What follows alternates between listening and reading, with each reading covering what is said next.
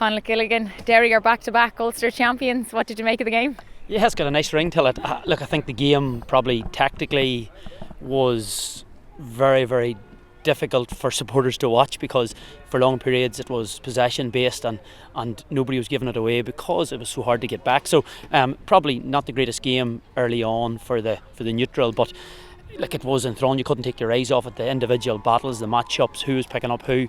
But I think as the game wore on, the intensity and as well as the energy and then the excitement of what pursued, I think it was a brilliant Ulster final in comparison to probably what you've had in other provinces.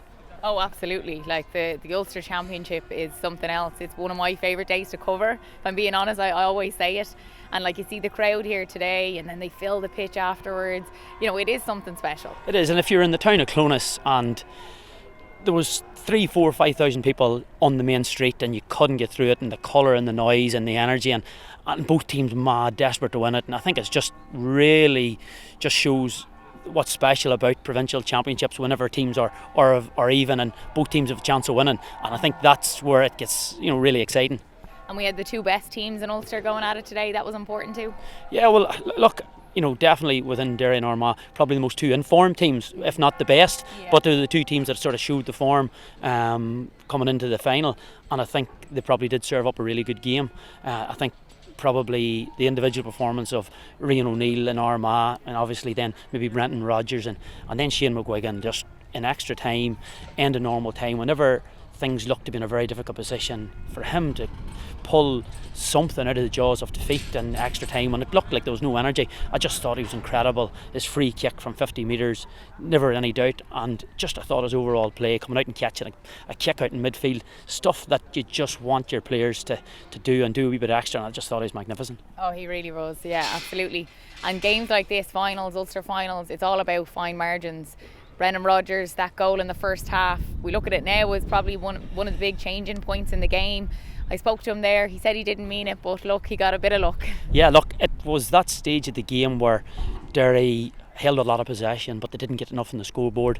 They got the goal, that gave them the platform. Then Armagh dominated the next 10-12 minutes and they got a couple of points, but it didn't get them anywhere close to touch, and it was extra time before Armagh had taken the lead for the first time, and it didn't feel like that when you were at it. But look, Brenton Rodgers' goal and then his 2 points were absolutely out of the top drawer, and I thought he's continued on from last year. I thought he's been excellent.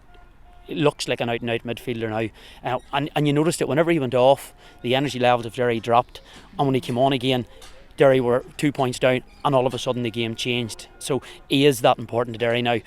In other years they might have moved him out of midfield to Mark Rian O'Neill, but they trust the players around them now, and he adds serious legs going forward. Yeah, he kicked that 1-2 early on, and then they made a switch of Kieran Mackin onto him then. And Kieran Mackin was very much looking at him, not looking at the ball. He looked in his eyes for most of that second half especially as well. Yeah, and look, Kieran Mackin probably on it from the start would have been the expected matchup. But the problem was that Kieran Mackin through the championship had been a player that had driven Armagh forward. He'd kicked numerous points of the outside of the left, but when he's marking Brenton Rodgers and tracking his every run, he wasn't adding that going forward, and I think probably Armagh missed that today because Charlie Ogue was had his hands full as well. So I think from that perspective probably Derry played the games in their terms a wee bit more, even though for long periods Armagh were the team that looked more likely to win. Yeah, it felt like Armagh found it hard to break down that defence, and they almost had to take their shots from out of the scoring range. Yeah, well look, they did, and like their shot to score ratio would have been much less than Derry's, and obviously the problem they had was that Derry set up a wee bit higher and the shots weren't on, and they had to recycle it out, and some of the points they did get were way out of where you would want your players scoring normally. Ethan Rafferty hit a monster, Rian O'Neill a couple, and that was the difference, that Armagh probably had to hit more shots from outside of what would be the normal scoring zone. We'll go to extra time then. At one point Armagh were 2 points ahead and it looked like they had the momentum, they were going to push on from there, but Derry, they just got right back into it. Yeah, and look, if you're looking at turning points in extra time, whenever Charlie O'Byrne comes in on the line, I think he had maybe Nugent in the side of him. Probably at that stage a fisted point looked good. Probably if it had been a wee bit more urgent, it could have been in for a goal, and that would have been curtains, and that allowed Derry to live in the game a wee bit more, and I thought that was probably such a big play. Another days it would have been perfect, they'd have won by a point, but probably today Armagh and Jarlath will look back at that and think, well, what if? And that's the unfortunate part for Armagh. There's a lot of ifs, buts and maybes. They had chances, they didn't take them, and once it comes to penalties in the lottery, they just lost that one. And again, it's heartbreaking for them because it's a second penalty shootout that they've lost in a game that they were brilliant in. They deserve so much more out of it. But look, football can be cruel, and they've found that at the sharp edge twice now on probably two of the biggest days in their recent history. Yeah, it's so tough for them. And I spoke to Kieran McGeeney as well just about that, and he was mentioning about penalties that often it's a pressure thing. Like, you could be an unbelievable penalty taker, but when there's this crowd here and you're stepping up, it almost can play on if you're able to handle that more than slotting the ball home. Yeah, you can. And like a lot of the stuff around penalties, it's well known that the team that hits the first penalty statistically wins 65 or 66% of the time. So they won the toss, they got that right, and they elect to put the main man, Ryan O'Neill, in for the penalty, and you would have put your house on it. Look, Lynch was brilliant in goals today. He guessed right, he saved it, and while it was just one penalty, it was Ryan O'Neill, it was their talisman. You could feel the energy drain from the Armagh supporters a wee bit. There was a groan, and really hard for the guys that missed penalties. But look, there's no easy way to lose an Ulster final. And then we saw Ethan Rafferty make a good save, and then he came out and took a penalty himself. Very, very tough for him, to be in the goal and then to come out and take one as well. Yeah, it is. And look, it's one of those things that you have to be very brave to put yourself up there and take a penalty, and you spin the dice, and some days it works for you and some days it doesn't, but you have to give full credit to Oran Lynch. Some of the saves, and I haven't seen them back, but watching them live, especially I think the one from Nugent where he has full reach, I just thought he was the hero today, and probably goalkeepers are probably the only people that actually like the penalty shootouts because they're in a win-win situation. Oran Lynch, he's a player that even last year he had a bit of a tough time, coming towards the end of the championship, and he's really came into his own now. He's really comfortable on the ball out the field, and he's taking his scores when that wasn't as much the case last year, but he's so young, he's like 21. Yeah, look, and I suppose people forget, and because he's such a big physical presence, that he is young, and like he comes from a lineage of famous Lynches, as Gary Kane wrote about during the week. So like there's a certain amount of pressure in that when uncles and fathers have won Ulsters and All Ireland. So but he handles it well. He is a very, very modest fella, and look, last year would have been hard on him because when you make mistakes at the very top end with social media and how things are now, it's scrutinised to the nth degree. And I think the way he's played all year has been brilliant. Today, probably when he got his chance for the shot, he screwed away left of the post or right of the post, so it wasn't working then. But once it got to extra time, he's the sort of character that loves that. He's the sort of character who would have revelled in wanting to be the hero, and and he was, and it was just incredible from a Derry perspective to see, because as you said, much maligned, a really tough time. I thought from kick-outs and stuff today under pressure, I thought he'd done very well again, because it was a pretty heavy press at times whenever Armagh were really going after their kick-outs. And to mention as well, Conor Glass, their captain, he went up and lifted the cup. So inspirational all over the field. I think he does a lot of the hard work, the off the ball stuff, the dirty work nearly, but he always steps up, especially in those dying minutes there, even in that extra time. That was the last 10 minutes he really stepped up. Yeah, look, he did, and obviously penalty aside, which was a brilliant penalty. Like, it was literally in the top corner. He told me he was going, he went for the right top corner. He said he was going low and hard to the left, and he changed his mind at the last second. And what a great decision it was. But look, you can't overplay the significance of Conor Glass coming home from Australia. Before Conor Glass came home from Australia, Glen as a club, were pushing through minors but couldn't make the senior breakthrough, and all of a sudden Conor Glass comes home. They become a serious force in senior football, winning their 2 championships in an Ulster club, and then all of a sudden first year back Derry win Ulster. Now he's back-to-back Ulster winning captains, and look, he's a very, very modest fella, and for him to come home, and this is what he came home for, this was his dream, and like he's living his dream every day, and it just must be a very special place to be for everybody in the Glass household at the moment. Yeah, I actually met his mum there. I was standing beside her just as he was about to lift the cup, and she turned to me and said, "That's my son." And I was like, "Oh my God, you must be so proud." And she's like, "So proud, I can't believe it."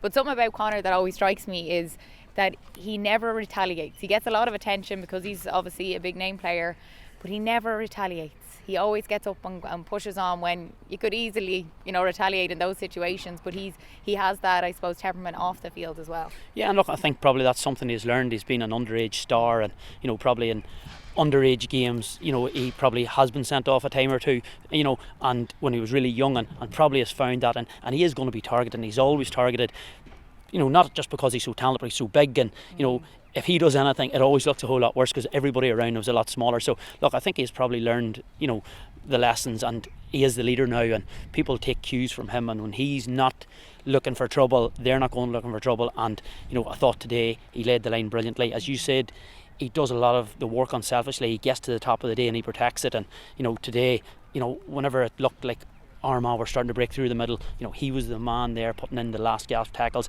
You don't really see it as much, but it's the sort of thing that managers and teams appreciate. Did the best team win today? That's a hard one. I'd like to watch the game back. For long periods I thought Armagh were very effective in how they played and how they set up. I thought tactically they got most things right. Like at the start of the match, Rian O'Neill picked up Paul Cassidy, and all of a sudden it meant that Derry didn't get their matchups properly right, and Rian O'Neill looked very effective. And then the second half, whenever Paddy McGrogan went on to Rian O'Neill, he was a wee bit quieter. So I thought tactically Armagh got it absolutely spot on from the start. Look, I think the game was 50-50. I don't think either team really could have said they deserve to win or deserve to lose any more than the other. But watching it back, it may look different, but I think from that perspective Derry probably were slightly more efficient up front, and again in Shane McGuigan they had that one player who stood up whenever it was needed, and they just had that in abundance today. I think it's such a pity that we can't do this all again, that it shouldn't have went to penalties and we could have seen a replay. That would have been amazing. Yeah, it would have been. Look, and people are for, people are against it, but the game has to end at some stage. And now with the condensed season, you don't have time for replays because obviously next week's round one of the group stages. So look, it's the case. It has to be finishing today. The excitement here was incredible. The buzz, the anticipation when it was going to extra time, and you knew whenever the free was given at the end that Rian O'Neill was going to take it to extra time because it was on the stroke of the second minute of the additional time. So and that then the anticipation started. You could see the managements starting to scribble on the programme as to who they wanted to hit the penalties, and it was very interesting because Padraig McGrogan would probably be the second penalty taker after Shane McGuigan, and when the free came, Derry done everything they could to get him on the pitch. Now whether they didn't have a third sub or they'd used the three subs or the linesman couldn't get him on quick enough, they were without Paddy McGrogan, who was one of the key men. So it was just really interesting when you look at that, because he would have been one of them players that would have been hitting probably second or maybe third. Yeah, absolutely. And obviously for Derry, look, there's been a lot in the media over the last couple of days. It's not the ideal preparation that they would have liked coming into this final. No, absolutely. Look, it was something that the Derry players probably would have found very, very difficult, and the management, but I thought the players dealt with it brilliantly on the pitch today. Even coming towards the end, it would have been very easy after the match today for the players to wander off and hide away, but they didn't. They stayed for photographs with kids and signed programmes with family, and we could see them out there at the end. So look, difficult time for everybody involved, but today football was the winner. And it's Kieran Meena that stepped in to manage today. Yeah, look, Kieran's very experienced. Kieran was actually there when Dimmy McArlane was manager, so he has been the one continuous face and voice in terms of coaching, and look, very unassuming, brilliant fella, and delighted for Kieran today because it was very difficult for him as well.